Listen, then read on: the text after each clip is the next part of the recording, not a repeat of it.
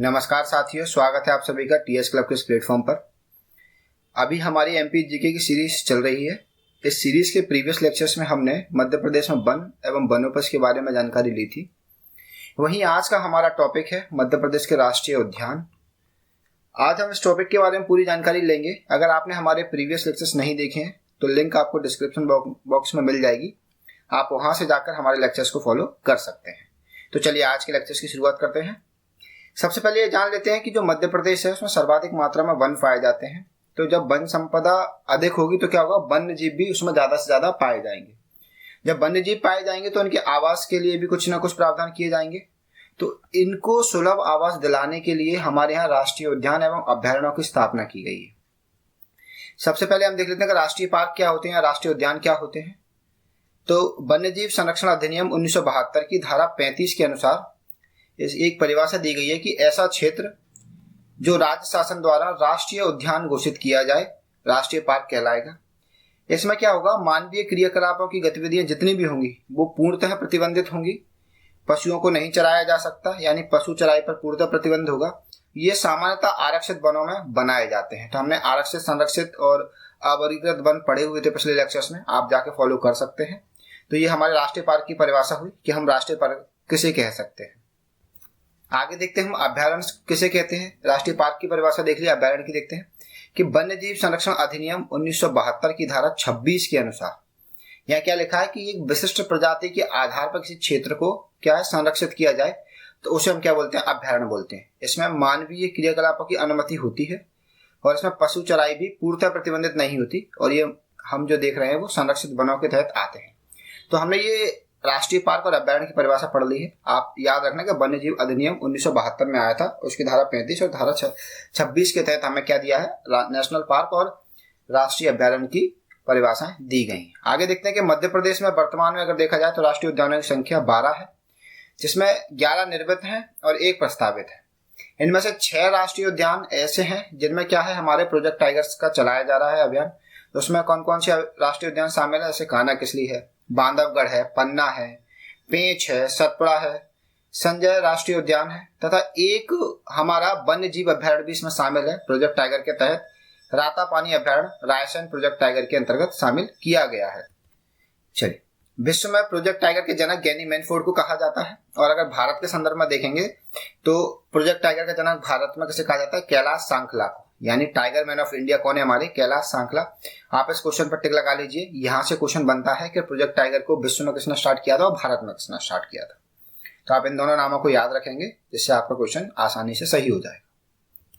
अब मध्य प्रदेश के राष्ट्रीय उद्यान देख रहे हैं हम लोग। तो पहले मैं आपको मैप पर बता देता हूँ कि राष्ट्रीय उद्यान कहाँ कहाँ है। ये देखो, ये जहां टिक लगा हुआ, ये माधव राष्ट्रीय उद्यान है, पन्ना राष्ट्रीय उद्यान है, संजय गांधी राष्ट्रीय उद्यान है, बांधव राष्ट्रीय उद्यान, बांधवगढ़ राष्ट्रीय उद्यान, जीवाश्म राष्ट्रीय उद्यान, कान्हा-किसली राष्ट्रीय उद्यान, पेंच राष्ट्रीय उद्यान, सतपुड़ा राष्ट्रीय उद्यान, ओमकारेश्वर राष्ट्रीय उद्यान जो खंडवा में है, प्रस्तावित है ये भी, डायनासोर राष्ट्रीय उद्यान, और ये डायनासोर जीवाश्म के लिए भी जाना जाता है, वन विहार भोपाल में है। ये सबसे बीचों बीच बसा हुआ है नगर के। तो आपने ये देखे हैं, इनके साथ साथ यहाँ कूनो पालपुर और पड़ता शिवपुरी में, इस मैप में नहीं दिखाया गया है। तो यहाँ आपको देखना होगा कूनो पालपुर के बारे में। तो आपको ये कूनो पालपुर देखना होगा, तो श्योपुर में पड़ता है, शिवपुरी में नहीं, श्योपुर में। तो आप इसे देख लेंगे, फिर अपन आगे बढ़ते हैं। आगे अब हम एक एक करके बाकी के राष्ट्रीय उद्यान की जानकारी लेते हैं, पूरे डिटेल में पढ़ेंगे आज हम राष्ट्रीय उद्यान को। तो पहला हमारा राष्ट्रीय उद्यान दिया गया है कान्हा-किसली राष्ट्रीय उद्यान। ये मंडला और बालाघाट जिला में पाया जाता है। ये मध्य प्रदेश का पहला राष्ट्रीय उद्यान था, और ये मध्य प्रदेश का क्षेत्रफल की दृष्टि से भी सबसे बड़ा राष्ट्रीय उद्यान है। इसका कुल क्षेत्रफल की बात करें तो 940 वर्ग किलोमीटर इसका कुल क्षेत्रफल है। 1933 में इसको अभय वन घोषित किया गया था। 1952 में इसे वन्य जीव अभयारण्य घोषित किया। फिर 1955 में आकर से राष्ट्रीय उद्यान का दर्जा दे दिया गया। 1974 में इस उद्यान को प्रोजेक्ट टाइगर के तहत शामिल किया गया।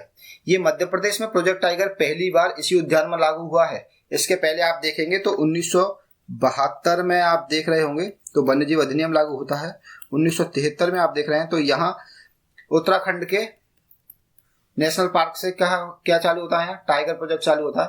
और मध्य प्रदेश में 1974 में ये टाइगर प्रोजेक्ट चालू हो रहा है। तो ये आपसे पूछा जाता है कि मध्य प्रदेश में टाइगर प्रोजेक्ट कहाँ चालू हुआ, कब चालू हुआ, तो 1974 में कान्हा-किसली राष्ट्रीय उद्यान मंडला बालाघाट से चालू किया गया। आप इसको याद रखेंगे। आगे देखते हैं कि इसमें बंजर और हालो नदियां नहीं है, ये घाटियां हैं। आप इसको काट के यहाँ घाटियां लिख लीजिए। बंजर एवं हालो घाटी कहाँ मिलती हैं आपको? कान्हा-किसली राष्ट्रीय उद्यान में। अभी इसमें क्या है, विश्व बैंक की सहायता से पार्क इंटरप्रिटेशन योजना चल रही है, जिसके तहत क्या होगा कि पन्ना, बांधवगढ़ और कान्हा-किसली नेशनल पार्क में क्या होगा, एक जंगल गलियारा बनाया जाएगा। इससे क्या है कि जो हमारे जीव जंतु सड़कों पर आपको घूमते हुए दिख जाते हैं या फिर जो कभी कभी शहरों में प्रवेश कर जाते हैं, तो उनके निकलने के स्थान को हम क्या करेंगे, जंगल गलियारे से इन तीनों नेशनल पार्क को जोड़ेंगे। उन तीनों नेशनल पार्क को जोड़ने से क्या होगा कि जब ये तीनों नेशनल पार्क एक साथ जुड़ जाएंगे इस तरीके से, तो यहाँ से निकलने वाले पशु क्या है, कभी भी आपके रास्ते में नहीं आएंगे और ना ही आपकी मानव और पशुओं की जो आप देख रहे हैं अभी वर्तमान में जो संघर्ष चलता है वो नहीं होगा। मध्य प्रदेश का यह पहला राष्ट्रीय उद्यान है जहां हवाई पट्टी सुविधा निर्मित की गई है। और कान्हा-किसली अपने लिए प्रसिद्ध है, किस लिए कि ब्रेडरी प्रजाति का बारहसिंगा मिलता है केवल इसी राष्ट्रीय उद्यान में। बाकी के यहाँ बाघ, चीतल, बारहसिंगा, ब्रेडरी प्रजाति का नीलगाय, सांबर आदि वन्य जीव इस राष्ट्रीय उद्यान में पाए जाते हैं। इस राष्ट्रीय उद्यान में सर्वाधिक मात्रा में बाघ भी पाए जाते हैं। तो अगर पूछा जाता है आपसे कि सर्वाधिक मात्रा में बाघ कहाँ पाए जाते हैं, तो कान्हा-किसली राष्ट्रीय उद्यान में। भारत का ये एकमात्र, यानी ये पूरे भारत का एक अकेला ऐसा राष्ट्रीय उद्यान है जिसके पास क्या है, अपना शुभंकर है, मैस्कोट। और ये इसने 2017 में जारी किया था। इस शुभंकर का नाम रखा गया था भूरसिंह द बारहसिंगा। और इसको डिजाइन किसने किया था 2017 में? रोहन चक्रवर्ती ने। और इसी के नाम पर कान्हा-किसली राष्ट्रीय उद्यान में क्या है, आगे चल के भूरसिंह प्ले स्कूल प्रस्तावित किया गया है। यहाँ बैगा जनजाति की जो महिलाएं हैं वो गाइड का काम करती हैं, यानी वो जानवरों के प्रति थोड़ा सा ज्यादा लगाव महसूस करती हैं, इसलिए वो गाइड का काम करती है और जानवरों को नियंत्रित करने का भी काम करती हैं। यहाँ इस पॉइंट पे आप स्टार लगा सकते हैं। सूर्यास्त पॉइंट है बमनी और दादर, ये कहाँ है? राष्ट्रीय उद्यान में ही है।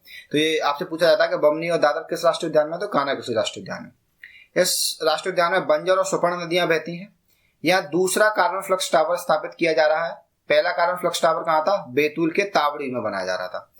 अभी कुछ समय पहले ही 2019 में तेलंगाना की एक संस्था थी लेकॉन्स, उसने क्या किया, बांधवगढ़ और कान्हा-किसली इन सभी में क्या एक सर्वे चलाया। उस सर्वे के अनुसार उसने क्या देखा कि कान्हा-किसली के जो बाघ थे, इनके शरीर में मेटाबोलाइट्स नामक एक केमिकल पाया गया, जिससे बाघ अत्यधिक तनाव महसूस करते हैं और थोड़ा सा ज्यादा चिंतित या फिर समझिए कि बाकी की सारी चीजों में संलिप्त कम रहते हैं और अकेले रहना पसंद करते हैं। तो आपसे अगर पूछा जाता है कि बाघों के शरीर में तनाव के लिए कौन सा केमिकल हानिकारक ज्यादा है, तो मेटाबोलाइट्स है। और किसने किया? तेलंगाना की संस्था थी लेकॉन्स। तो ये हमने राष्ट्रीय उद्यान कान्हा-किसली के बारे में जानकारी ली। अगला राष्ट्रीय उद्यान देखते हैं हम लोग। अगला है हमारा माधव राष्ट्रीय उद्यान, शिवपुरी में स्थापित है। ये 1958 यानी 1958 में इसको उद्यान का दर्जा दिया गया था। इसका क्षेत्रफल 375.230 वर्ग किलोमीटर है। इसका ये राष्ट्रीय उद्यान जो है वो NH46 राजमार्ग पर स्थित है, यानी स्टेट हाईवे NH46 पर है, नेशनल हाईवे NH46 पर है ये। इसका जो माधव राष्ट्रीय उद्यान है, इसमें ग्वालियर के जो महाराजा थे महाधवराव सिंधिया ने 1918 में यहाँ बहने वाली जो मनिहार नदी है उस पर एक बांध का निर्माण करवाया था। उस बांध के निर्माण के साथ ही इन्होंने यहाँ क्या कराया था, सांक सागर झील, जादव सागर और माधव सागर झील का भी निर्माण करवाया था। माधव राष्ट्रीय उद्यान में एक भवन बना हुआ है जिसका नाम है जॉर्ज कैसल भवन। ये भवन क्या है, जॉर्ज पंचम और मैरी के स्वागत के लिए 1911 में बनवाया गया था, लेकिन किसी कारणवश क्या उनका आगमन नहीं हो पाया था, वो नहीं आए, तो यहाँ कभी भी ये राजा रुकने के लिए आए ही नहीं। लेकिन बनवाया किसके लिए गया था? जॉर्ज पंचम और मैरी के लिए, जिसका नाम है जॉर्ज कैसल भवन। आप जाएंगे, ये बहुत अच्छा है। आप अपने आसपास, अगर आपके आसपास है तो आप जरूर देखने जाइएगा एक बार। फिर देखते हैं हम तो राष्ट्रीय उद्यान में एक नदी बहती है, मनिहार नदी। इस मनिहार नदी पर ही हमने अभी देखा था कि यहाँ सांक सागर, जादव सागर और माधव सागर झील बनाई जा रही थी। सर्वाधिक तेंदुओं की बात मध्य प्रदेश में की जाती है, तो कहाँ की जाती है? माधव राष्ट्रीय उद्यान में सर्वाधिक तेंदुओं की बात की जाती है। ये राष्ट्रीय उद्यान बनी सघनता और पक्की सड़कों के लिए जाना जाता है। जब आप इसमें जाएंगे तो आप देखेंगे कि ये राष्ट्रीय उद्यान के पूरे बीच में है, आपको क्या है, सड़कों का जुड़ाव काफी अच्छा महसूस मिलेगा। और फिर अगला देखते हैं तो सांक सागर झील है, वो मगर सफारी के लिए प्रसिद्ध है। आप यहाँ जाकर देखेंगे तो यहाँ आपको बहुत सारे मगर देखने मिल जाएंगे। अगला हमारा राष्ट्रीय उद्यान है बांधवगढ़ राष्ट्रीय उद्यान, जो उमरिया जिले में स्थित है, उमरिया जिले में है। इसकी स्थापना कब की गई थी? 1968 में की गई थी और 1993 में इसको प्रोजेक्ट टाइगर का हिस्सा बना दिया गया। इसके क्षेत्रफल की बात करें तो इसका क्षेत्रफल है 437 वर्ग किलोमीटर। और इस राष्ट्रीय उद्यान में क्या है, ऐतिहासिकता अगर इसकी देखना चाहें तो आप शिव पुराण, जो हमारे पुरातात्विक ग्रंथ हैं, शिव पुराण नामक हमारा जो धार्मिक ग्रंथ है, इसमें भी आपको बांधवगढ़ राष्ट्रीय उद्यान की जानकारी देखने मिल जाएगी। कुछ लोगों का मानना है कि इसका संबंध भगवान राम के छोटे भाई लक्ष्मण से माना जाता है, इसीलिए इसका नाम रखा गया बांधवगढ़, यानी भाई का किला। तो आप देख सकते हैं कि अगर पूछा जाता है कि किसका संबंध रामायण से है तो बांधवगढ़ राष्ट्रीय उद्यान का संबंध। अगर पूछा जाता है कि किसका संबंध रामायण से तो आपको याद रखना है बांधवगढ़ राष्ट्रीय उद्यान उमरिया, इसका संबंध रामायण से है, भगवान राम के छोटे भाई लक्ष्मण से बताया जाता है। यह 32 पहाड़ियों से घिरा हुआ राष्ट्रीय उद्यान है और यह बघेल राजाओं की क्या है शिकार स्थली कहा जाता था। इस उद्यान में सर्वाधिक मात्रा में बाघों का घनत्व पाया जाता है। सर्वाधिक मात्रा में बाघ हम पीछे कहाँ देख रहे थे, किस राष्ट्रीय उद्यान में देखा है? सर्वाधिक बाघ हमने कान्हा किसली में देखे थे, लेकिन अगर सर्वाधिक बाघ घनत्व की बात की जाए तो ये बांधवगढ़ उमरिया में पाया जाएगा। यहाँ प्रत्येक 8 किलोमीटर पे आपको एक बाघ मिल जाएगा, आप जाकर देखिएगा। बाघों को अधिक घनत्व होने के कारण इसकी तुलना रणथंभौर राष्ट्रीय उद्यान से की जाती है। रणथंभौर राजस्थान का एक राष्ट्रीय उद्यान है और बांधवगढ़ राष्ट्रीय उद्यान सफेद बाघों के लिए प्रसिद्ध है, इसलिए ना सफेद बाघों की मातृभूमि भी कहा जाता है बांधवगढ़ को। तो आप याद रखिए, ये पूछा जाता है कि सफेद बाघ कहाँ पाए जाते हैं, तो बांधवगढ़ उमरिया में पाए जाते हैं। बांधवगढ़ राष्ट्रीय उद्यान में क्या था, एक चार्जर बाघ था, उसके नाम पर यहाँ चार्जर पॉइंट भी निर्मित किया गया है। यहाँ भगवान विष्णु की लेटी हुई प्रतिमा मिली है बांधवगढ़ राष्ट्रीय उद्यान में। बांधवगढ़ राष्ट्रीय उद्यान में प्रभावित होने वाली नदी का नाम है चरणगंगा नदी। यहाँ गौर पुनर्वास योजना चलाई जा रही है और हाथियों के निवास के लिए भी क्या किया जा रहा है, यह निवास विकसित किए जा रहे हैं। इस उद्यान की एक बागिन है सीता नहीं है, ये सीट नहीं है, इसका नाम है सीता बाग। इस बागिन का नाम है सीता बागिन।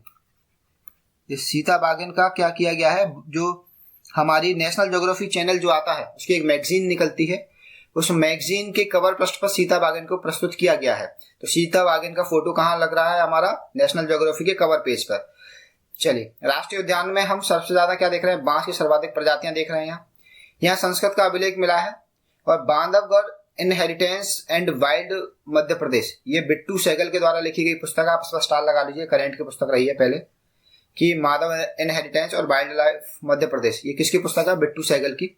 और मध्य प्रदेश में 3 टाइगर सफारी प्रस्तावित की गई हैं, बांधवगढ़ राष्ट्रीय उद्यान, पेंच राष्ट्रीय उद्यान और कान्हा कृषि राष्ट्रीय उद्यान। तो आपको ये तीनों के नाम याद रखने हैं। हमारा अगला राष्ट्रीय उद्यान है पन्ना राष्ट्रीय उद्यान। ये पन्ना और छतरपुर जिलों में पाया जाता है। इसकी स्थापना पन्ना छतरपुर जिले में 1981 में की गई थी। 1981 में इसकी स्थापना की गई और 1994-95 में इसको क्या किया, प्रोजेक्ट टाइगर मिशन में शामिल कर लिया गया। इसकी क्षेत्रफल को देखें तो लगभग 543 वर्ग किलोमीटर इसका क्षेत्रफल है। और पन्ना राष्ट्रीय उद्यान के उत्तर दिशा में केन नदी प्रवाहित होती है, यानी केन नदी बहती है। पन्ना राष्ट्रीय उद्यान आंवला उत्पादन के लिए प्रसिद्ध है, रेप्टाइल पार्क का भी कहा जाता है इसको। जंगली भैंसे के संरक्षण के लिए प्रसिद्ध है तथा इसमें जंगली भैंसों की सर्वाधिक संख्या किसमें है, पन्ना राष्ट्रीय उद्यान में। आप यहाँ एक चीज और नोट कर लीजिए कि पन्ना राष्ट्रीय उद्यान में गिद्धों का भी संरक्षण किया जा रहा है, क्योंकि गिद्ध जनगणना 2011 के अनुसार मध्य प्रदेश में सर्वाधिक जो गिद्ध थे वो पन्ना में ही पाए गए हैं। यह एकमात्र ऐसा राष्ट्रीय उद्यान है जहां खजुराहो से नियमित विमान सेवा चलती है।